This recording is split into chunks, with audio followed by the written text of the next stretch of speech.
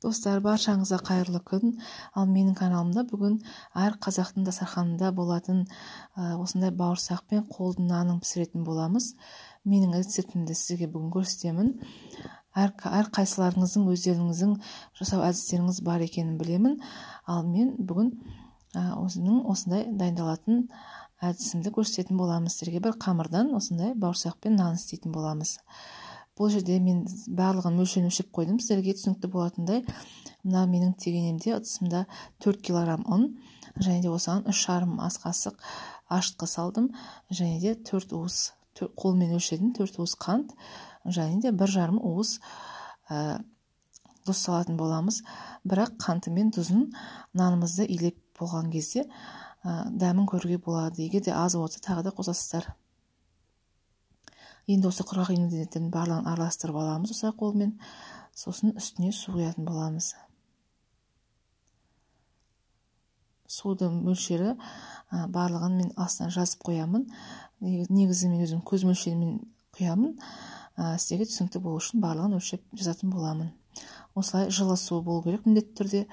Осы судың үстіне сосын 100 граммдай күнбағыс майын құятын боламыз.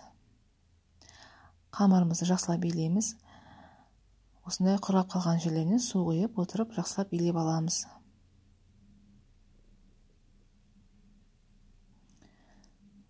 Міне достар, осындай болып биленіп жатыр. Енді ұнымызды, қамырымызды илеп болып қалған кезде осылай ыдысымызға суды құйып, қолымызды малып отырып, нарымызды жақсылап езетін боламыз. Сонда біздің тұзымыз, қантымыздың барлығы жақсылап тұрып араласып істенеді бір-біріне. Осылай жасап тұрып қолмен басып қою керек. Содан кейін дәмін көріңіздер.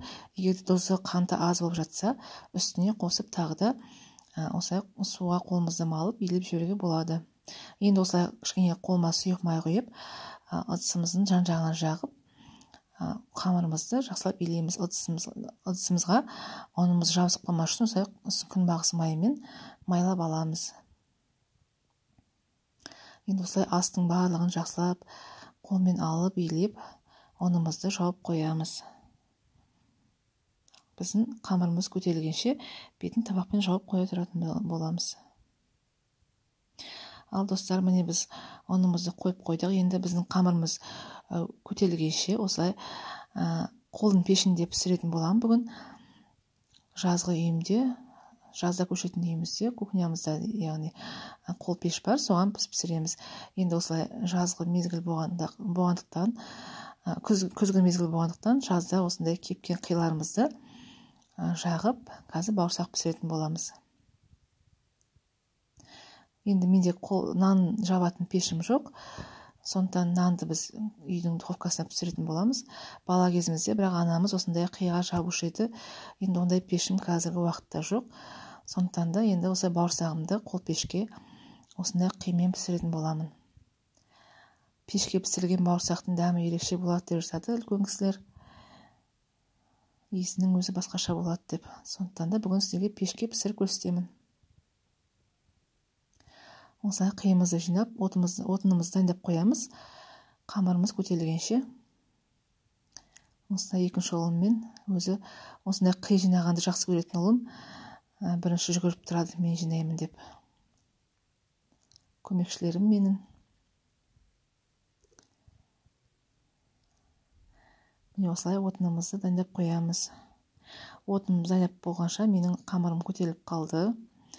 Осы қамыр, достар, бір көтерілгеннен кейін тағы да қолымызды сулап, бір рет басып қою қажет. Сонда біздің нанымыз да, бауырсағымыз да өте жақсы көтеріліп, жақсы пісетін болады. Осылай бір рет басып қойыңыздар.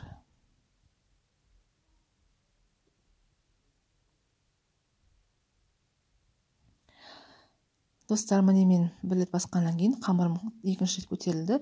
Енді ол бізге бауырсаққа, нанға дайын болды. Міне осылай қамырды қолмен алған кезде ыдысымызға жабыспай тұрса, біздің қамырымыз жақсылап ашыды, көтерілді деген сөз, пісіруге дайын. Енді осыларды бөліп, нанымызға бөлек, қамырымызды бауырсаққа бөлек, барлығын бөліп дайындап аламын. достар, егер де бұл ұнның қамырдың көлемі көп деп жатсаңыздар, бұны екіге бөліп те жаңағы салған қоспаларымызды екіге бөліп аздауға билесеңіздер болады. Міне қамыр өте жұмсақ болып әдемі болып шықты. Енді достар, менде осындай формалар нан пісіретін бұрынғы формаларымыз. Егер де домалақ ыдыстарыңыз болса да домалаққа да істеуге болады. Енді осы ыдыстарымызға біз қазір қамырларымызды бөліп салатын боламыз. Осылай үшке бөліп аламын. 3 ыдысым бар, сол үшеуіне бөліп салатын боламыз. Достар, егер де бүгінгі менің видеомды көріп отырсаңыздар, менің каналыма тіркелмесеңіздер, тіркеліп қойыңыздар. Және де бүгінгі видеом жасап жатқан осындай наным, бауырсақтарым ұнап жатса, менің каналыма тіркеліп, лайк басып, астына комментарий жазып қойыңыздар. Өте қуанышты боламын. Мен достар, мен 3 қамырды бөліп қойдым 3 нанға. Енді олар көтерілгенше бауырсағымызды осылай жайып аламыз.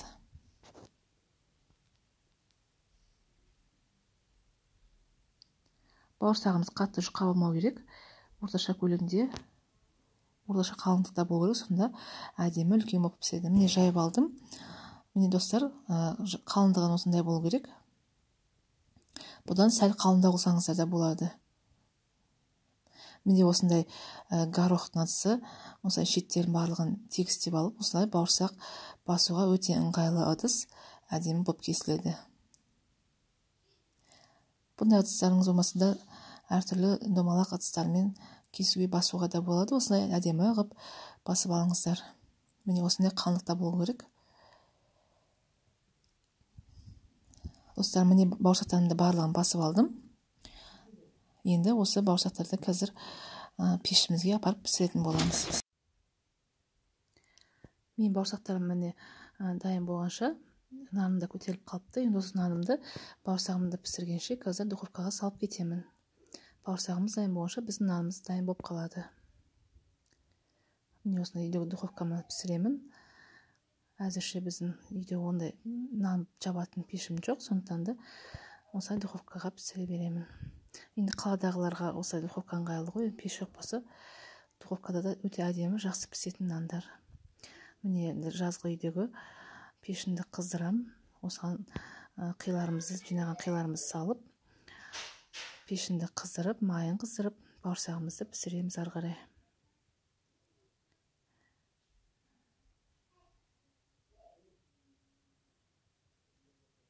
Жазғы ауылдың пеші осындай қаладағы адамдарға өте қызық болатын шығар деп, осылай істерге пеште пісіріп, бауырсағымды әдемі қылып көрсеткім келіп отыр.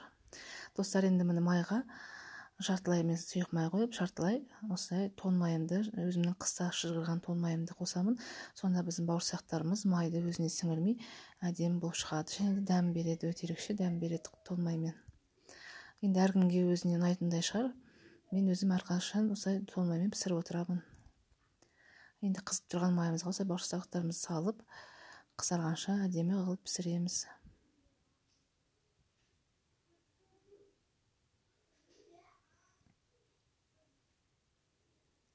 Өте әдемі үлкен болып пісетін бауырсақтардың рецептісі.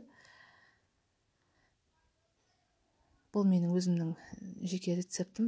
Енді әрқайсыларыңыздың өздеріңіздің рецептілеріңіз басқаша болса, комментарийға жазып отырыңыздар. Егер де ұнап жатса, комментарийға жазып, өздеріңіздің ойларыңызбен бөлісіп отырыңыздар, достар.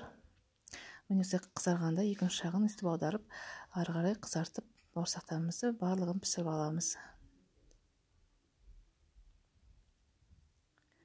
Бауырсақтарымды пісіріп болып қалдым. Өте әдемі болып көтеріліп, осылай қызарып, жақсылап пісті. Мен достар, бауырсақтарым дайын болды. Осындай әдемі қызыл домалақ бауырсақтар болып шықты. Міне істек ортасын көрсетемін бөліп. Осындай міне өте жұмсақ және де биік болып шығады. Тәттеп көріңіздер сіздерде менің рецептіммен. Өте әдемі болып шықты. Достар, міне біздің бауырсақтарымыз піскенше наным да пісіп қалды. Өте ып-ыстық, жаңа ғана алдым міне духовкадан. Өте әдемі болып көтеріліп, жақсы болып пісті. Қазір сіздерге алып көрсетемін ыдысымнан. Міне достар, ыдыстан алып қойдым. Әлі де ыстық, өте әдемі болып шықты. Сыртының қабығының өзінің иісі де керемет. қазір сіздерге оны турап көрсетемін. Бұрынғы аналарымыз, апаларымыз ыстық нанды турауға болмайды, қолмен үзіп жеңдер деп айтушы еді. Енді бірақ сіздерге мен қазір кесіп көрсетемін. Өйткені үзіп жеген ұнамайтындар, үзіп жеген кейбір адамдарға ұнамай қала ма деп осылай сіздерге пышақпен кесіп турап көрсетіп жатырмын. Әлі де наным өте ыстық. Енді осы нанымызға қазір майымызды жағып, бала кезімде осындай нанның қатты жағын жақсы көруші едім. Өте есі керемет болып шықты. Осылай қазір майды жағып көрсетемін. Өте ыстық болып тұр әлі.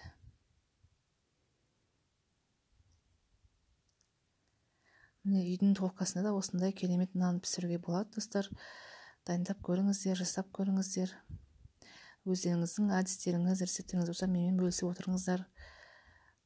Сіздердің әрқайсыларыңызға жауап беруге тырысамын.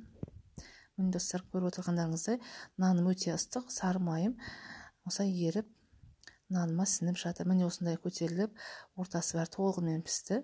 Өте әдемі болып, дәмді болып пісті. Достар, дайындап көріңіздер менің рецептіммен. Егер де ұнап жатса, лайк басып, комментарий жазып, каналыма тіркеліп қойды ұмытпаңыздар.